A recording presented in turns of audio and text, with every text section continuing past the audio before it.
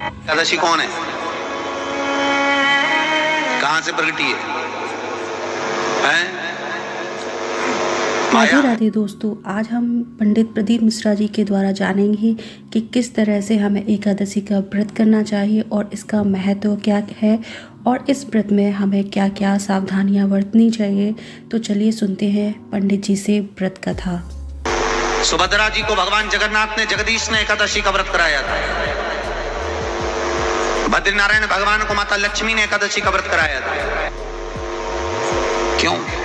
चंद्रायण एकादशी व्रत की माता। एकादशी है कौन? तो कहा जिसको व्रत करने पर भगवान नारायण भी जिसका व्रत करते हो, भगवान माता लक्ष्मी जिसका व्रत करती हो, वो एकादशी है कौन?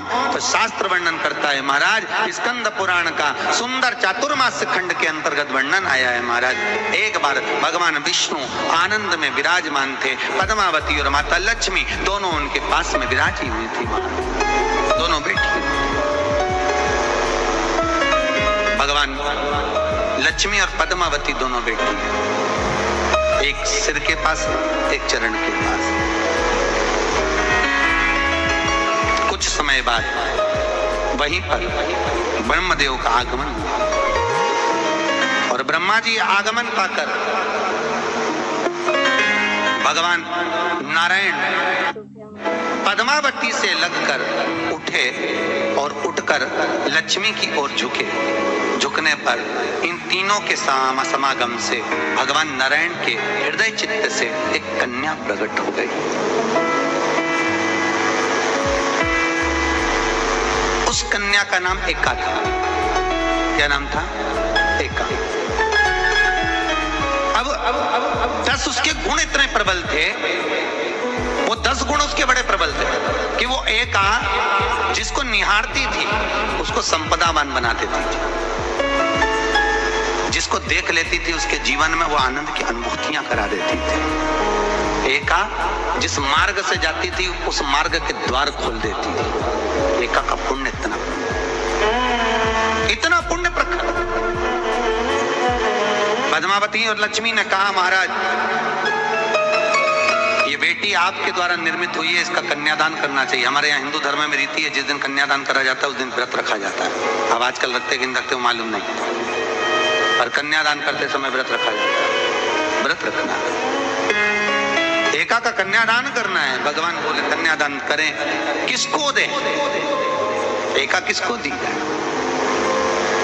एका प्रदान किसको करी जाए? पुण्यता किसको दी जाए? भगवान नारायण ने उसी समय लक्ष्मी और पद्मा से पूछा, तुम बताओ। पद्मा लक्ष्मी दोनों एका से पूछी, एका बताओ इसका पुण्य हम आपका हस्त कमल आपको प्रदान किसको करें, हम किसको दें? एका कहती है पिताजी, भगवान से कहती है नाथ कृपा करिएगा, मेरे को अगर प्रदान करना चाहती हो, अगर मुझे देना चाहते हो तो एक काम, यदि आप देना चाहते हो तो भगवान एक काम, माता ने कहा कि पिताजी अगर कुछ देना चाहते हो तो ऐसी कृपा करो, संसार के मनुष्य अगर मृत्यु लोक में आकर के अंदर 2 एकादशी का भी पुण्य भाग अगर ग्रहण करते हैं तो ये एका उनकी होती है और वैकुंठ का राह खोल देती है। इनके जाने से पहले अगर मैं प्रवेश करती हुई जाऊंगी और इनके मार्ग को सुलभ बनाती हुई जाऊंगी, वो एका 10 गुण के कारण एकादशी। सबसे पहला नियम एकादशी व्रत का, सबसे पहला नियम है कि आप जिस दिन व्रत करो उसके एक दिन पहले भक्ति का संचार इस हृदय में करो। भक्ति का संचार इस हृदय में कर लीजिए। जिस दिन आप व्रत करो, जैसे एकादशी का व्रत कर रहे हो तो दशमी के दिन शाम का समय जब आवे, रात्रि जब होने लगे, शाम का समय आवे और रात्रि का आप जब भोजन ग्रहण करो तो उस भोजन में कोई ऐसा पदार्थ ग्रहण मत करिए जिस पदार्थ के कारण आपकी एकादशी बिगड़ जाए।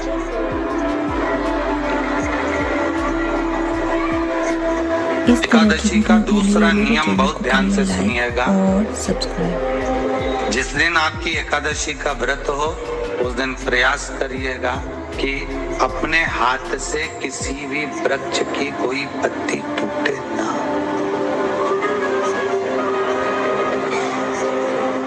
अपने हाथ से किसी भी वृक्ष की, पौधे की, किसी भी वृक्ष की पत्ती अपने हाथ से ना टूटे।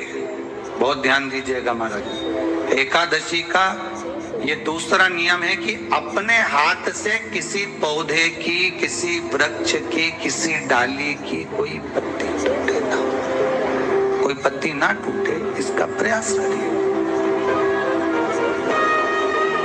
यहाँ पर तीसरे नंबर का जो, चौथे नंबर का जो उपाय बताया है, उपवास करने का जो नियम बताया, उसमें वर्णन किया एकादशी के दिन अगर आपका व्रत है तो आप भूलवश भी डब्बे में रखी हुई रोटी गाय को ना देते हुए कुछ थोड़ा सा फल, फलहार, कोई केला, कोई सेब, जो आप खाते हो, अंगूर, पपीता, जो आप ग्रहण कर रहे हो, उसका थोड़ा सा भाग आप गाय को प्रदान करो।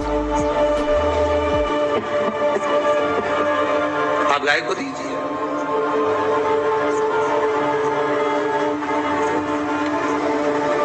रोटी ही दिए, डब्बे में से निकाल के ले गई, गाय आई है रोटी देना, देव मना नहीं। बाकी के दिन आप आपके बेटे से कह दो रोटी दिया बेटा जा, पर आप अपने हाथों से, आपका व्रत है तो आप फलहार आप कर रहे हो तो फलहार का ही दान गौ माता को दीजिए। पांचवा वर्णन किया चतुर्थ भाव में, बन सके जितना एकादशी के दिन भगवान का ओम नमो भगवते वासुदेवाय का जाप करे या अपने गुरु मंत्र का स्मरण करे, या जो मंत्र आपके हृदय में समाहित हो, श्री शिवाय नमस्तुभ्यम, ओम नमः शिवाय, राम कृष्ण शिव, जो मन पड़े उसका भजन करे, पर दिल से करे। जितनी देर करते बने उतना देर। माला पकड़ने की भी जरूरत नहीं कि माला पकड़ के बैठता हूं तो घट की जिब्या से जप लो, नहीं जी वही उतना में ही पूरा हो जाए, वही बहुत महाराज। पांचवा नियम कहा, जिस दिन आपका व्रत रहे किसी निंदक से बात ना करें। निंदक जानते हो?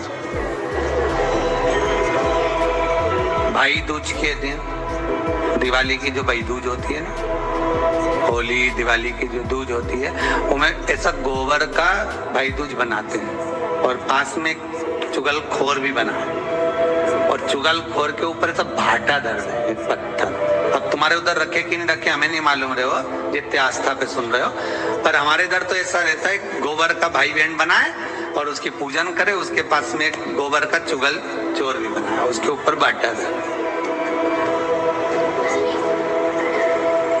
कथा वर्णन कर रही है, निंदक से बात ना करे। मान लो किसी ने आकर आपको निंदा कर भी दी तो तुरंत सूर्य नारायण भगवान का दर्शन करें और 3 बार उनका दर्शन कर कर नेत्र बंद करें, तब जाकर वो निंदा जो अंदर गई है, अंदर पवित्रता प्रदान करेगी, तब जाकर एकादशी का व्रत लगेगा। पहले तो प्रयास करो, अगर जो निंदा करने आता है ना तो उसको उस दिन एकादशी वाले दिन दरवाजे पे लिख दो कि चुगल चोर। फिर कहा जीव की हत्या ना करे, अगला नियम है, अपने द्वारा जीव की हत्या ना हो, प्रयास करना किसी को कष्ट ना हो। 18 नियम में से एक नियम और प्रयास करिएगा, एकादशी जब भी करे तो द्वादशी से जुड़ी हुई करे, 10वीं से जुड़ी हुई एकादशी कम करे। जो वैष्णवों की एकादशी कौन सी होती है? जो एकादशी द्वादशी से जुड़ी हो, 10वीं से नहीं। 10वीं से जुड़ी हुई एकादशी व्रत कहलाती है और द्वादशी से जुड़ी हुई एकादशी पुण्य फल प्रदान कर कर वैष्णवों को भगवान के चरण में छोड़ आती है। इसलिए एकादशी द्वादशी से जुड़ी हुई होना चाहिए।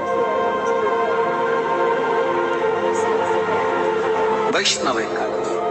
फिर अगला वर्णन किया गया महाराज, शास्त्र कहता है, अगला वर्णन जो किया गया उसमें बताया, प्रयास करें जिस दिन एकादशी हो उस दिन घर में बुआरी झाड़ू आदि जो लगती है वो दूसरा लगाना। क्यों?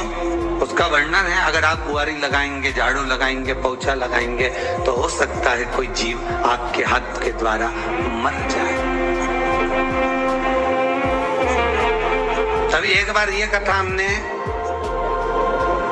काशी में कह दी थी। कहां करोगे? सारे व्रतों में केवल एक व्रत ऐसा होता है एकादशी का जिसका उद्यापन पहली एकादशी पर भी कर सकते हो। सारे उद्यापन में केवल एक उद्यापन ऐसा होता है, सारे व्रतों में एक व्रत का उद्यापन ऐसा होता है, वो है एकादशी का। ये जरूरी नहीं कि 26 पूरी होगी तभी तुम करोगे, या तो पहली में ही कर लो या फिर 26 पूरी हो तब कर। पर उद्यापन, अब तुमको ऐसा लगे कि हाँ मैं अभी तो जीऊंगी हो, अभी तुम्हारा बाल भी धोला नहीं हुआ, तुमको ऐसा लगे तो अभी तो मैं तो बढ़िया, तो पहली पर करने से क्या फल मिलेगा? तो एकादशी की नियमावली कहती है, अगर मान लो आपने पहली एकादशी पर भी उद्यापन कर लिया, इसके बाद में जितनी एकादशी करोगे वो सारी तुम्हारे खाते में जुड़ती जाएगी। मतलब बैंक में खाता खोल, ठीक है, खाता खोल लिया, अब जितना कमाता जाओगा उसमें डालते जाओ, जितनी कमाई करके लाओगे उसमें जमा करते जाओ। एकादशी एक बार उद्यापन पहले में भी हो गया तो बाकी का पुण्य तुम्हारे खाते में आ जाएगा, उसका पुण्य। एकादशी का उद्यापन बड़े महीने में माघ शुक्ल एकादशी के दिन, माघ का महीना हो, शुक्ल पक्ष की जम के बोलिए एकादशी हो, प्रयास करना कि आप उद्यापन करें, भले 5, 10, 11, 12 जितनी एकादशी हो जाए, 26 हो जाए तो ज्यादा अच्छी है, नहीं तो आप करें तो माघ महीने की शुक्ल पक्ष की एकादशी के दिन आप उद्यापन करें। प्रयास रखें, प्रयास बड़े महीने के अंतर्गत जो उद्यापन, हाँ चतुर्मास के अंतर्गत उद्यापन नहीं होता एकादशी का, वो ध्यान दीजिएगा। ये जो सावन भादो कुंवर कार्तिक जो 4 महीना होते हैं भगवान के शयन करने के, इसके अंतर्गत एकादशी का उद्यापन नहीं होता, और इसके अंतर्गत उद्यापन करना भी नहीं चाहिए एकादशी। एकादशी का उद्यापन माघ महीने की शुक्ल पक्ष की एकादशी के दिन आप बहुत प्रेम से आनंद के साथ करिए महाराज। परंतु एकादशी के उद्यापन में सबसे ज्यादा अगर कुछ जरूरी होता है तो 24 तरह का नैवेद्य जरूरी होता है। कितने तरह का? 24 तरह का नैवेद्य। अब आप कहोगे गुरुजी उद्यापन हम कर रहे हैं एकादशी का, तो उसमें तो फलहार का हमें नैवेद्य बनाना चाहिए। तो फिर ये पुराण के अंतर्गत स्कंद पुराण में ये चीज लिखी है कि एकादशी का जब उद्यापन करते हैं तो 24 तरह का नैवेद्य बनाकर सिद्ध करते हैं। 24 तरह का नैवेद्य जान रख लेना, तो हलवा बना लो, खीर बना लो, पूड़ी बना लो, सब्जी बना लो, पकौड़ा बना लो, भजिया बना लो, ऐसे 24 तरह का नैवेद्य अलग अलग चाहिए। पर लोग क्या करते हैं, खोपरा पाक बनवा लेते हैं 1-2 किलो और 24 जगह रख देते हैं। स्वीकृत नहीं है। 24 तरह का नैवेद्य रखा जाता महाराज। एकादशी के दिन भगवान का पूजन का पूरी तैयारी कर कर मंडल आदि बनवाकर विद्वान ब्राह्मण को बुलाकर कर्मकांडी ब्राह्मण को बुलाकर जो भगवत सेवा में एकादशी का उद्यापन कराए, उन ब्राह्मण के चरणों को नमन कर कर, प्रणाम कर कर एकादशी का पूजन करवाइए और उस मंडल की